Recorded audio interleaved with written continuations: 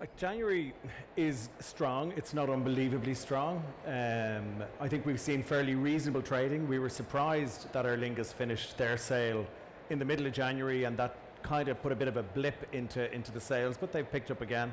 The €1 deposit is a really strong incentive, but we're seeing some destinations that have been out of the picture for the last couple of years coming back in. I see my colleague Jeanette from Sunway here. I've seen Jeanette talking about Turkey being back. That's really a strong phenomenon this year. Turkey is back. So destinations where consumers have moved away. Jeanette was on the forum yesterday and she called Turkey the comeback kid for 2018. Yeah, a very good. I read it this morning in your paper, but that would be a very good analogy. Turkey is very much back. Other destinations are also responding well. Air Arabia are twice a week into Agadir, so there's destinations that are beginning to move back, and then there's other destinations that are getting impacted negatively. Mallorca, for example, this year, for whatever reason, not selling. Seems to be the local government down there and their tax rules have increased the prices, and the airlines are finding it, the tour operators are finding it. Barcelona, because of the incidents last year, has seen their hotel prices drop significantly. So it's gone from being one of the more expensive city breaks to one of the cheaper city breaks. So, you know, it's kind of like every cloud has a silver lining, and we have seen destinations fall out of popularity because of political instability. They're coming back, and then others are getting a little bit of a price knock for much the same reason. Catherine, long haul was, when you started in travel, was a pretty small proportion of the whole thing. It's now as big as the entire holiday outbound market used to be a few years ago, are going long haul. Is that one of the big trends that you're seeing 2018, that appetite, insatiable appetite for long haul that Irish people have is been increasing and growing? Yes, Owen, there's a huge appetite long haul because it's very accessible. We're seeing huge growth with Finnair via Helsinki, one of the airlines we represent. Great connections to China, and China would be one of the destinations on my radar, flying into the likes of Xi'an. Great city to visit, very cheap in terms of hotels. You can get a hotel there, 4-star, very reasonably priced, very nice to eat out. The sights are fantastic. Go and see the Terracotta Warriors. And then if you want to be a little bit adventurous, because China is so big, take the bullet train, 5.5 hours from Xi'an down to Beijing, see the Great Wall of China. Fabulous, authentic experience, really good fun. If you really want adventure, take the overnight train. It's a very interesting concept. People would not see Helsinki as on the way to China. We tend to look at the traditional globe as that we had in school and sort of say, oh, why wouldn't you fly down through Dubai, Abu Dhabi, Qatar and Istanbul? So flying via Helsinki being the location across Siberia, you're going up and straight across. Not many people really think geographically. We shave off about up to 6 hours off the journey, so it's not even like a long haul journey. You can make it to Beijing, Xi'an. We've 7 destinations in China, and you can do it in 13 hours. It's only 7 hours from Helsinki, and it's only a 3-hour flight. 6 hours to Helsinki and 7 hours down, yeah. Dominic, Spain, Portugal, it's where we started going on holidays. They're getting bigger and bigger and bigger. I think the Spanish Statistical Office will announce this week that we had 2 million Irish visits to Spain last year, and Turkey was up 15-16%. Is traditional the new traditional? Is it that we're falling more and more in love with the same 3 or 4 countries? Indeed. In fact, I have to say I'm a bit biased because Spain is one of my favourite countries, even though, like I get the opportunity to travel all over the world. Your bias is shared by the entire Irish travelling public. Absolutely, and people forget, I mean, it's not just proximity, it's not just, you know, the ease of access, and I know that there's over 40 routes from Ireland to Spain this year. It's, I think, the shared family values that the Spanish and indeed the Portuguese have with Irish people. We feel at home there, we feel comfortable, it's a relatively low cost destination. I'm particularly excited about the new direct ferry service that's starting between Ireland and Santander, because most Irish people have never experienced the Basque country of Spain, which is absolutely amazing. It's kind of like their Connemara. The food is amazing. You've got the Rioja region. You take a place like San Sebastian, a city the size of Cork, which has 18 Michelin restaurants. It's got more Michelin restaurants per capita than any other place in the world, and I'm including Lyon and Paris and London. So some hidden gems in Spain, and indeed Portugal. If you've been to Portugal several times and you've gone to the Algarve, get yourself out the next time and go to central Portugal. Go to places like Coimbra and Aveiro, amazing cities. You know, Just so to explain, the Santander ferry service is twice weekly, and it's 26 hours by ship with an overnight facility. It has facilities for dogs, which is one of the things they're using as a selling point. So you can bring your pet on holidays, and it lands you in the Basque, as Dominic says, in the Basque region with your car, which means that you can fill the boot of the car with a lot of wine before you return. And that's a new ferry service, our first direct ferry service between Ireland and Spain. It'll be coming into play this summer. Sorry for cutting across you, Dominic, because I think you were still No, you're fine. If I could just correct you on one thing in your introduction. You're right, I'm not a travel agent, but I used to be one. I was a travel agent for 25 years, then a tour operator, so I've worn that T-shirt, and I spent much of my early career over the counter, selling holidays, interacting with people, and I suppose it's still, you know, part of my reason why I got into the travel industry in the first place. Sorry for suggesting that you weren't familiar with the coalface. You are still capable of taking it. Paul, prices. Everybody talked about displacement. The story of the last 3 years has been displacement from North Africa, from Turkey, and it doesn't really matter if Irish tourism to Turkey goes down from about 117,000 down to 60 or 50, but when 5 million Germans decide to move to Spain, it started pushing up prices. You're actually dealing with hoteliers to sell the product in the Irish marketplace. What's happening with price in those key Spanish resorts that we all love going on our holidays?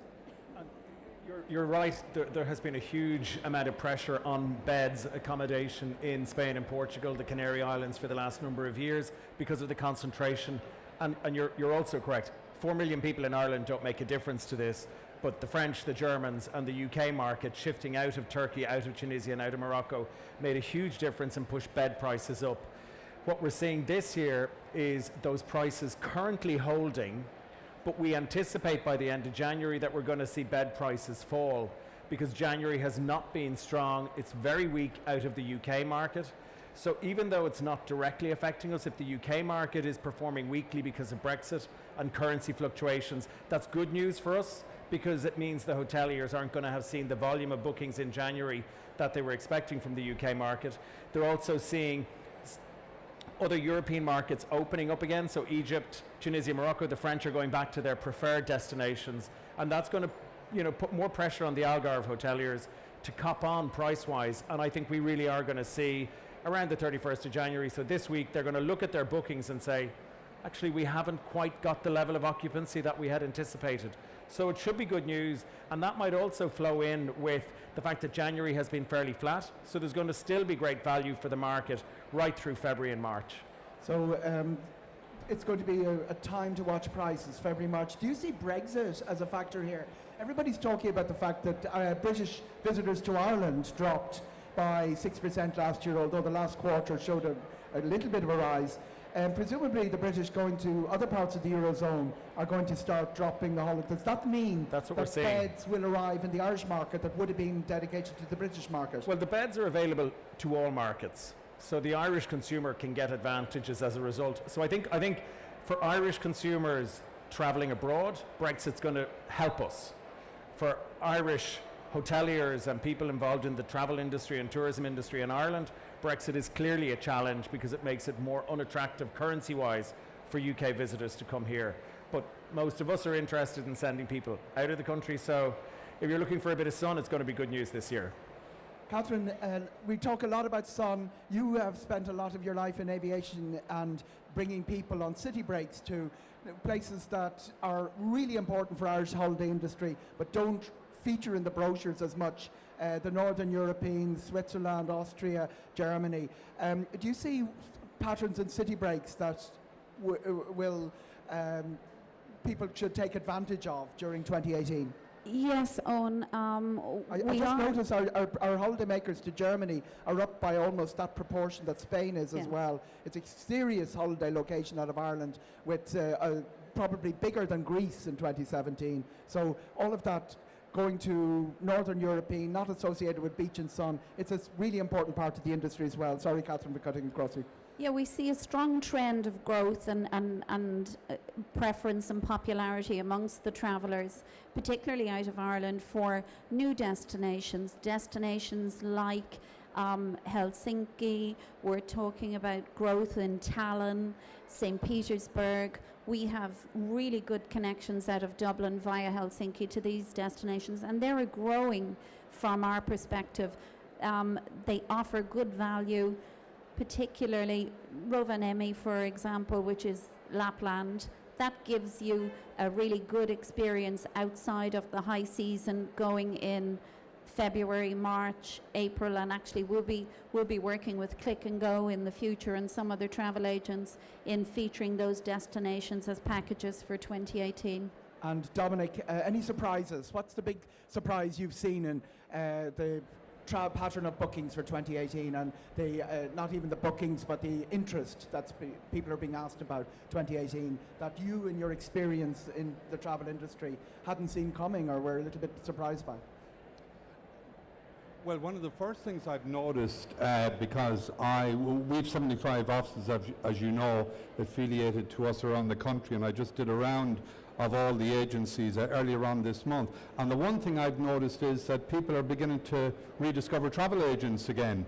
They're coming back. I won't say they're deserting the internet, but they're beginning to realize that online you sometimes make the wrong decisions for the wrong reasons. That sometimes people don't appreciate the difference between price and value, and when you have that kind of objective advice that you get from professionals, it can often make all the difference between a good holiday and a great holiday. And Dominic, 20 years after somebody invented the internet, how do we still have so many travel agents? We still have over 200 travel agents around the country.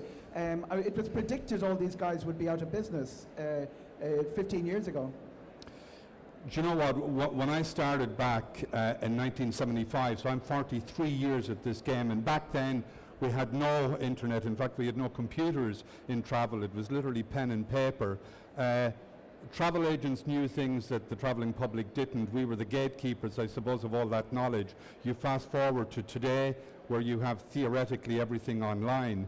The problem is that in order to extract that information and make informed decisions, you need to ask the right questions in order to get the right answers, and sadly that's where a lot of people get caught up. I would say that the role and the function of travel agents now has fundamentally changed to what it was 43 years ago, and what travel agents now are filters.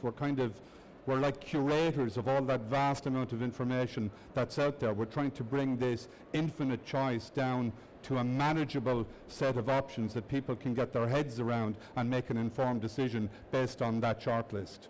Hands in the air, anybody who has a question, any aspect of travel in 2018. Paul, some of the prices that Click and Go offer with hotels are cheaper than the prices on the internet from the airline to get to and from particular destinations. How does that work? Let us in on a few of the secrets of the industry. How can you put a price on a Click and Go product that includes a hotel cheaper than the airline is selling the fare to and from the city?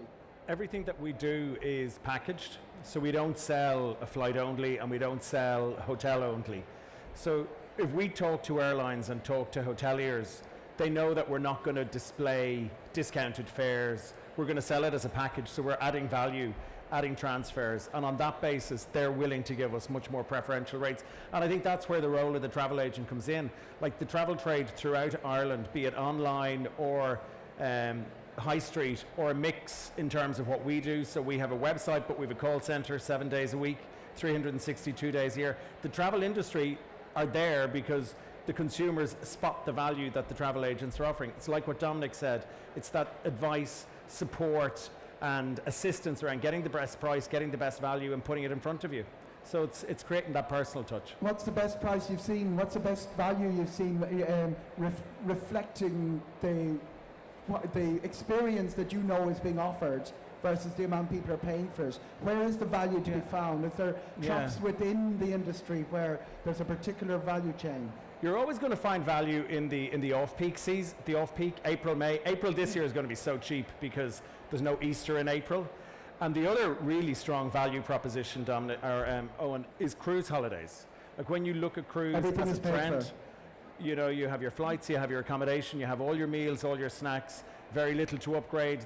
Every one of the cruise companies is here, and every one of them offers a stunning product. So you should be going around and talking to the various companies that are here today and think about cruise. A huge amount of our customers who would have been buying 4-star hotels on a half-board basis have migrated over to cruise holidays because they can spot the value, they get to see more destinations, the ships are amazing, and it's pretty much across the board. Like, there is great product and great value out there throughout all of the cruise lines. You just unpack once and you see a whole lot of different cities. And the little surprise of the gratuities, all of those sort of things. They're small. Like, the tips are what? Like, you know, they range from 11 to 15 euros per person per day. When you comprehend the value that you're getting, so you're getting served breakfast, lunch and dinner, your room is being cleaned continuously for you, it's actually very, very small.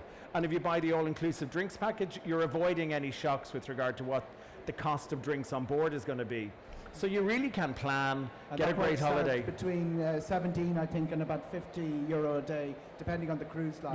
Yep. 26, 27 euro a day, and it covers your alcoholic drinks, so you don't actually... the question here from the fourth row. Yes. Fifth. Do they only do European destinations, or do they do anything with Norwegian Air? Did you say Norwegian Air? Yeah. Yeah, it's an interesting one that most of what is sold out of the Irish travel industry is European destinations, but obviously you can buy anywhere in the world. You can Asian long haul. There are specialist tour operators in the hall who deal exclusively with China that Catherine, for instance, was just talking about. There are operators that deal exclusively with South America, with African safari. So almost everything that you can think of as a destination will be available somewhere in the hall. Norwegian Air are not here, but what they have done to the Irish travel industry is quite revolutionary. They've introduced the concept of low-cost, long-haul. Aer Lingus would say, oh, some of our prices would match them, but they did it by using effectively a short-haul aircraft to go across the Atlantic. They have two major destinations out of Ireland, Newburgh in upstate New York and Providence in Rhode Island. Upstate New York, not very far from Woodbury Common as it happens, but a couple of hours bus ride down to Manhattan. But it's really significant in that a lot of Irish have relatives up in that part of New York. It's very near Blauvelt, Pearl River, Rye, where a lot of the Irish emigrant community. Providence, small state, it's the same size as County Clare, and it's about an hour and a half from Boston. So that hasn't been performing as well in the Irish market as the upstate New York one has. It's been very, very exciting what Norwegian Air have done in creating almost a new market of people who would never have really have thought of going to North America, or even would have maybe gone once every 2 or 3 years, now being able to go every year. The prices they put in the marketplace are quite extraordinary, 130 euro each way, or at one stage a sail fare of 100 euro each way. I don't know if Norwegian are packaged. They are. They are, yes. Yeah. Paul would come in here. Do you want to come in? Yeah, no, like I'm sure Dominic, you Dominic, guys yeah. do it as well. All of the destinations that we're talking about are anywhere. It's not just European, it's worldwide, USA, wherever you want to go. But with Norwegian, we're all packaging. They're fed onto our website. So if you want to use them for a New York break or a US break, it's perfectly available too. Dominic, do you want to come in? Yeah, if I could just make an analogy for some people, because sometimes we forget, those of us who are in the travel industry and have been in it for years, we forget that we kind of live and work in a bubble of our own making, and we forget that maybe the perception that the public have of us is quite different to what we know the reality to be. So therefore we don't realize that some people don't know what it is that we do or the extent to which we do it. So the analogy I would use, and it's a generalization, but I think it's fairly accurate. A travel agent is like your GP. They're a general practitioner when it comes to travel. So they deal with everything, whether it's flights, car hire, cruising, hotels, you name it. But obviously, because of the size and the complexity of global travel, they won't necessarily be experts in everything, or indeed anything on occasions. So within the travel industry, you'll have other travel agents, or indeed other third parties, who specialize in a very niche product, and that's where they build up their expertise because of repetition, because that's what they focus on. So to answer the question about somebody dealing with Norwegian, absolutely. In fact, what the likes of Ryanair wouldn't like you to know is that a disproportionate amount of their entire sales come through travel agents.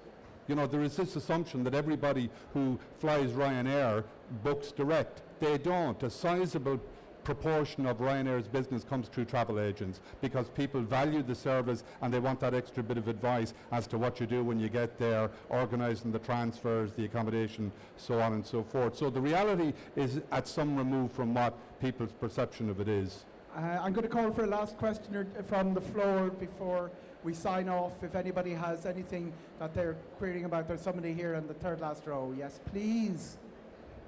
Hi. Just on the Norwegian thing again, I just want to know, what is it you, the travel agency, what name of travel agency can you book with? Well, as I say, we have 75 agents around the country. There's one that particularly comes to mind. They're down in the Cork region that I know do quite a lot with Norwegian, but I don't think it would be fair to single out one. But I think most travel agents, you know, that you would speak to would be happy to book a Norwegian air for you, and indeed organise any of the other ancillary services that you might require once you're stateside. If you speak to me separately, I'll give you the name, okay? Okay, thank you. You can see Dominic afterwards, Yeah. and you can also go, if you walk straight down the hall, the travel agents section of the exhibition has about 6 agencies all together, and it's worth having a chat with them about what their suggestions are and what their options are. Any questions from the floor? Yes, second row here. Sorry, I've noticed over the years the lack of ferry connections to Northern Europe. Why is that? A lack of ferry Options to Northern Ireland, like the Harwich to Exburg service finished in 2014. The one from Newcastle to Norway finished at least before. Why is that? Everything is predicated by demand and the take-up, and it's not really a holiday. The DFDS services were very badly affected by a series of takeovers, and I think that in some cases the viable ferry services were deliberately closed down or, you know, merged into other ones to make them more viable.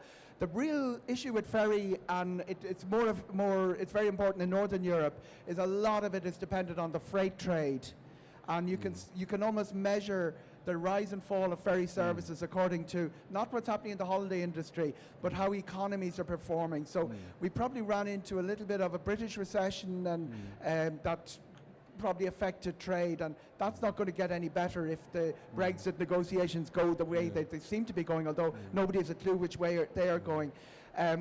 Ireland's ferry services burgeoned during that time, but a lot of them were purely directed at the trade, and it was a little bit of an advantage that the holidaymaker could get access to those ferry services. What has happened in 2018 is really exciting, because last week Irish Ferries took delivery of a new ship, which means that we're going daily to France from Rosslare for the first time, because we now have 2 ships rotating on the route. We have a new Cork-Santander service that Dominic brought up, and we have Brittany Ferries also going to increase frequencies. This was lost in the announcement over the Cork-Santander, but we're going to be getting double daily Cork to Cherbourg, to Roscoff now. And do you want to come in here on Dominic? Just to answer your question, the big revenue earner for all ferry lines is the roll-on, roll-off. The passengers, you know, it's an incremental revenue, but it's not the main one. I think one of the unexpected consequences of Brexit could foreseeably, I mean, I'm not making predictions, but you could find a couple of years down the road, depending on how it goes, that you might conceivably get direct ferry connections to Northern Europe, because the freighters will want to avoid having to go through the traditional route, you know, the land bridge through the UK because of customs concerns. As I say, that's largely the reason why the new Santander service is starting. It's because of Brexit, let's be honest. So it's not inconceivable that you could find new routes down the road serving Northern Europe that bypass the UK completely, but it'll be dictated by the Ro-Ro end of the business, not by the passenger hauliers traffic. will decide, yeah. Yeah. And the other interesting thing is that the Irish Ferries have just ordered a bigger ferry, which they intend to use and alternate between Dublin and Holyhead. But it's quite clear that they're ordering this ferry from the shipyard with a little bit of versatility in mind, that they may actually throw it on the French route if, as Dominic says, hauliers arrive in Britain and find their lorry locked down for 2 days by big customs delays. And the other thing that Irish Ferries have done is extended their credit line, so they have the price of another 2 ferries in the credit line that they announced the week before Christmas. It's going to be, I think, you're right about what happened with DFDS and Stena and all of that did damage our links over England to Northern Europe, but I do think it's going to be an exciting 5 or 6 years in the ferry industry. I'm not sure anybody knows what's happening with Brexit, but the ferry companies look like they're gearing up for their all options as they look at the uncertainty ahead. Any more questions from the floor? We're running a little bit out of time, but I'm going to ask Paul to pick one destination for 2018. That's the place that's going to be the swinging place, the new Iceland. Well, do you know, Croatia is really selling very well. It's incredibly well serviced from Pula in the north into Zadar, into Split, and down into Dubrovnik. It's doing gangbusters for us. We love it. You got to book it early, though. There is not a huge quantity of hotel availability there. So, stunning destination, plenty of flight options, but get in fast. Okay, Catherine, the new pulled pork. I'd say China. China, year. Yeah. New route from Cathay Pacific going into Hong Kong, our first direct route to China. Big surprise. I expected the first route to be Beijing. First route is into Hong Kong 4 times weekly, starting in May. China, the new rock and roll. Dominic? One of the routes I'm really excited about, Eoghan, is the direct service to Seattle, because the Pacific Northwest is a part of the States that I think most Irish people would not be familiar with unless they have relatives there. You've got obviously the states of Washington and Oregon. If you fly into Seattle, you're 4 hours drive going north to Vancouver, BC. 4 hours south, you're into Portland, Oregon, and the Cascade Mountains and the Columbia Gorge. One of the most amazing parts of the States you will ever see. In fact, in some respects, quite un-American in terms of the look and feel of the place. If you were looking for some place new to go this year, Seattle is where I would go. And Seattle starts very last week in April, effectively in May, with Aer Lingus, and it's 4 times weekly. It's a terrifically exciting new route, one that I did not expect to see in my lifetime, direct from Dublin. Thank you, you've been a great audience. Thank you to my very knowledgeable triumvirate, Paul Hackett, Catherine Grennell, Whyte, and Dr. Dominic Burke, GP. Thank you very much.